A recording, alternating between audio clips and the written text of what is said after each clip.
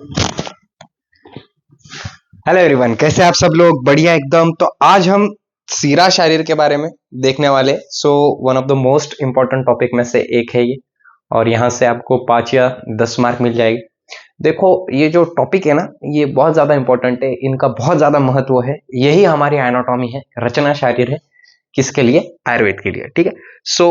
जितना भी पढ़ा होगा उतना ही कंटेंट है, उसके बाहर कंटेंट नहीं है। सिर्फ आपको इलेबोरेट थोड़ा बहुत करना है। ओके, कंटेंट यही रहेगा। इलेबोरेट कैसे करना है तो मैंने बहुत अच्छे से बताया हुआ है कि नोट्स ले लो, फिर इलेबोरेशन के वास्ते अगर इलेबोरेशन चाहिए आपको तो बाकी मैं बता देता हूँ कैसे इलेबोरेट करना है आपको पेपर में।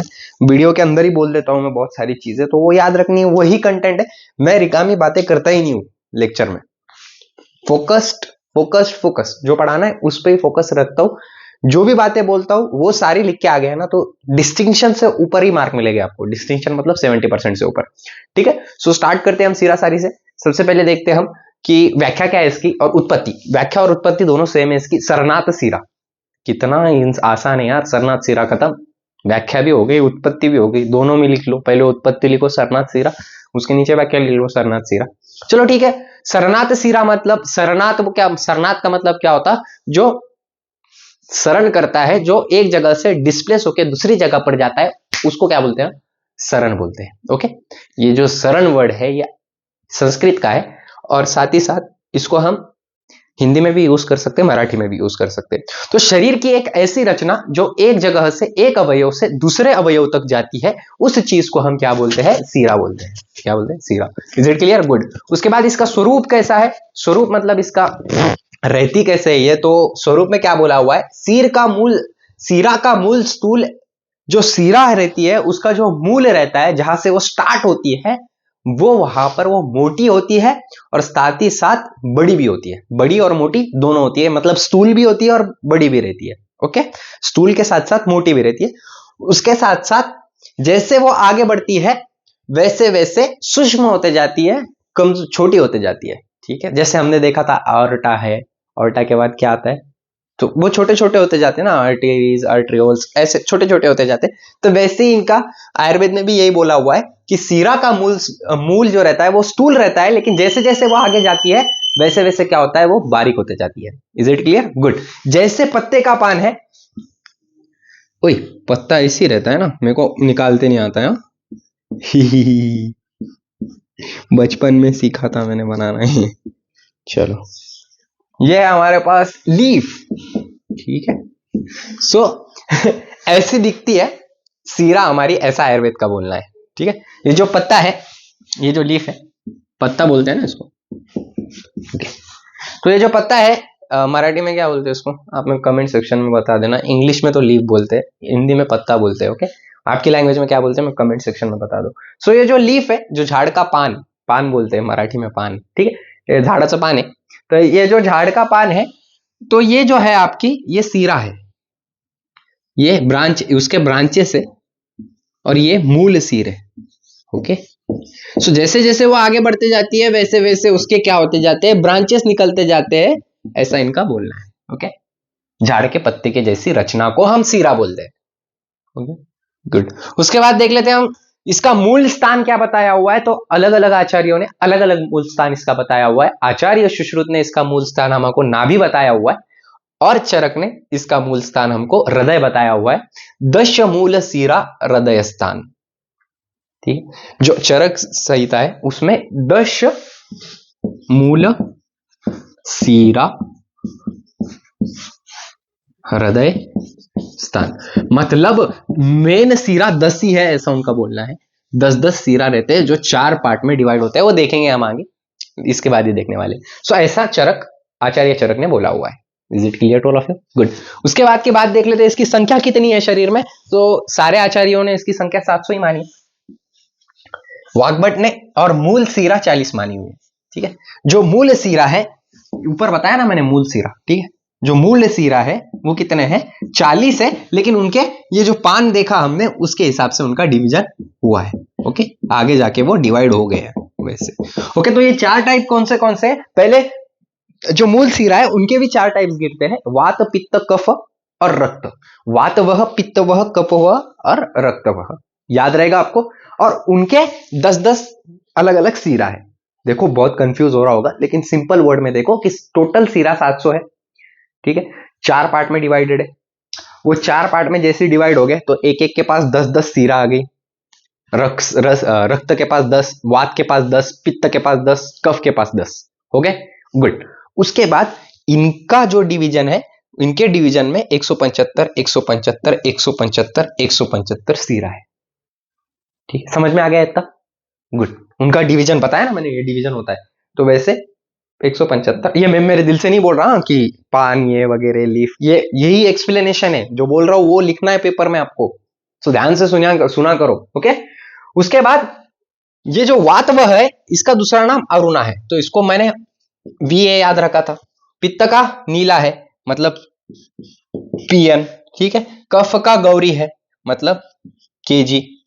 और रक्त का रोहिणी है, मतलब आर एस। रक्त का रोहिणी याद ही रह जाएगा आपको, क्यों याद रह जाएगा? क्योंकि रक्त का कलर कैसा है? लाल है, तो रोहिणी लाल कलर को ही बोलते हैं, ओके, आयुर्वेद में। समझ में आ गया आपको, गुड। उसके बाद षडंग अनुसार विभाजन, जो षडंग है हमारे, जो हमारा अंग प्रत्यंग है, उसके हिसाब से इसका विभाजन कैसा किया हुआ है, तो इसके हिसाब से इसका विभाजन ऐसे किया हुआ है कि शाखा में 400 देखने को मिलते हैं हमको, सीरा 400, 100 इसमें सीरा रहते, 100 इसमें रहते, 100 एक पैर में, 100 एक पैर में, कितने हो गए? 400 हो गए, शाखा में 400। लिम्स को हम शाखा बोलते हैं। उसके बाद कोष्ठ, कोष्ठ तो आपको मालूम है, एब्डोमन, तो एब्डोमन में 136 देखने को मिलते हैं हमको। क्या? कोष्ठ शारीर में डिटेल में देखा है ना, कोष्ठ शारीर में क्या क्या आता है, जाके चेक कर लो एक बार वो वीडियो, बहुत इंपॉर्टेंट है कोष्ठ शारीर। तो कोष्ठ में कितने आता है? 136 सीरा आती है। और उद्र जंतुगत, उद्र जंतुगत मतलब ऊपर का पार्ट आपका, अपर रेस्पिरेटरी ट्रैक्ट का ऊपर का एरिया को उद्र जंतुगत बोलते हैं। तो उसमें कितने आते हैं? 164। अभी चलो इसका महत्व देख लेते हैं, हम कार्य देख लेते हैं। तो इसका कार्य कैसा है? जैसे केदारकुल्य न्याय के हिसाब से शरीर पोषण होता है, वैसे ही शरीर में सीरा का काम है पोषण देना। देखो केदारकुल्य न्याय क्या है? केदारकुल्य न्याय नथिंग, रचना क्रिया शारीर में देखा हमने कि केदारकुल्य न्याय मतलब हर जगह पर एक बावड़ी है, बहुत बड़ी बावड़ी है, जैसे हृदय है हमारा, ठीक है। और वो बावड़ी मतलब विहीर, विहीर मतलब वेल, एक वेल है। और अलग अलग ठिबक सिंचन मालूम है क्या आपको? ठिबक सिंचन, ठीक है, स्प्रिंकलर सिस्टम, ओके। तो वो सिस्टम के हिसाब से एक जगह पर बहुत बड़ा पानी रहता है और हर जगह पर वो धीरे धीरे पहुंचता है कि नहीं? तो वैसे ही ये पान से अंदाजा लगाइए कि हर तरफ इसका ये पोषण देने का काम करती है, शरीर के हर अवयव को। और यहाँ पर मेन सिरा रहती है, मतलब ये मेन सप्लाई है। तो वैसे ही मतलब ये मेन पाइप है किसका? हमारे ठिबक सिंचन का। ऐसे ही याद रखना है आपको, ऐसे ही लिखना भी है। और ये मेन ठिबक सिंचन का पार्ट है। तो ये जैसे ये ठिबक सिंचन हमको केदारकुल्य न्याय, इसको ही केदारकुल्य न्याय बोलते हैं। तो ये जैसे हमको बॉडी को दे रही है, वैसे ही ये मूल है और ये मूल सबको दे रहा है, वैसे ही यहाँ पर ठिबक सिंचन की जैसे सीरा का काम है केदारकुल्य न्याय, ठिबक सिंचन एग्जाम्पल है। तो केदारकुल्य न्याय के हिसाब से भी वैसे ही होता है हमारे बॉडी को हर जगह पर क्या देना? सीरा का काम है ये, न्यूट्रिशन देना, पोषण देना। Is it clear to all of you? Good. उसके साथ साथ दूसरी चीज प्रसारण एवं आकुंचन। प्रसारण मतलब जब मसल रिलैक्स रहते उसको हम क्या बोलते हैं? प्रसरण बोलते हैं।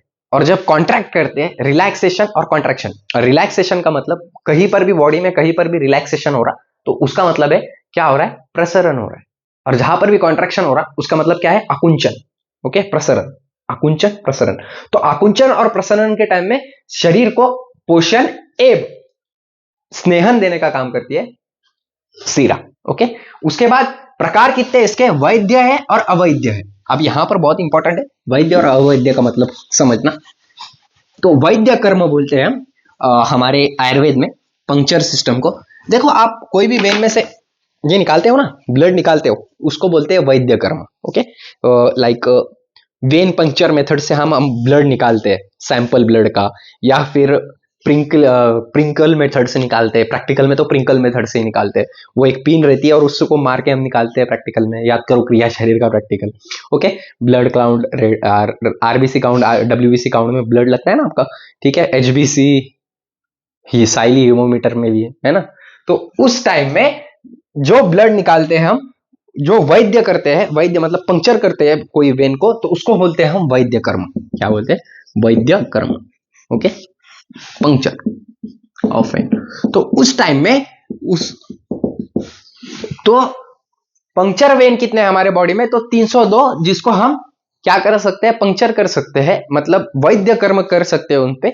ऐसे कितने वेन है, 302 है, लेकिन 98 ऐसे हैं जिनका हम वैद्य कर्म नहीं कर सकते। अगर हम वैद्य कर्म करेंगे तो हमारे को हीमोरेज, हेवी ब्लड फ्लो देखने को मिलेगा, और यही है हमारी शिरा शारीर। इसके बाहर कुछ नहीं आएगा, फॉर श्योर कुछ नहीं आएगा। इतना पढ़ लिया, मोर देन इनफ है, बात खत्म। ओके, नोट्स ले अगर चाहिए होगे तो मेरे को कांटेक्ट कीजिए 7887559633 पे। नोट्स मराठी में ही अवेलेबल है, क्योंकि मैं मराठी में पेपर लिखता था, इस साल हिंदी में लिख रहा हूँ, सेकंड ईयर, सेकंड प्रोफेशनल में। सो सेकंड प्रोफेशनल की हिंदी में मिल जाएगी आपको, और साथ ही साथ मराठी में भी मिल जाएगी। सो thank you so much, have a great day. यहाँ पर हमारा शिरा शारीर भी खत्म होता है, इसके बाद धमनी शारीर रहेगा, और फिर श्रोत शारीर रहेगा, और BAMS सेकंड टर्म का रचना शारीर का सिलेबस खत्म हो जाएगा। So thank you so much, have a great day, take care.